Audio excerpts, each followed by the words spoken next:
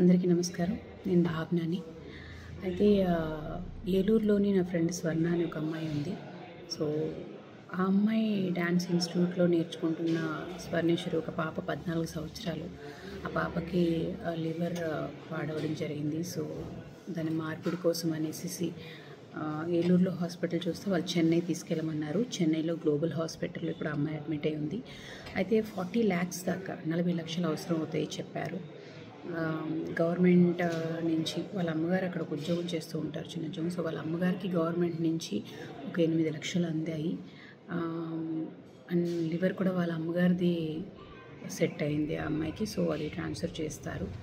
So hospital ఖర్చులు, అమ్మాయి liver సరిపోతుందా లేదా అనే దానికి కూడా అది 1.5 lakh దాకా అది.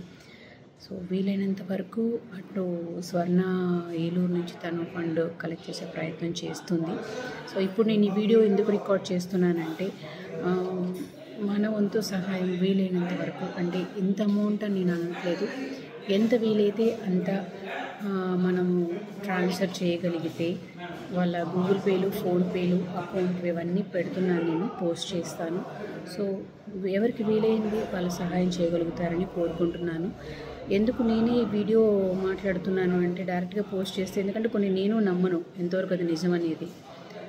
అందుకని ఇది నేనే ఈ వీడియో రికార్డ్ చేస్తున్నాను. సో ఆ పాపకి మీ సహాయం అందించగలరని కోరుకుంటున్నాను. Thank you so much.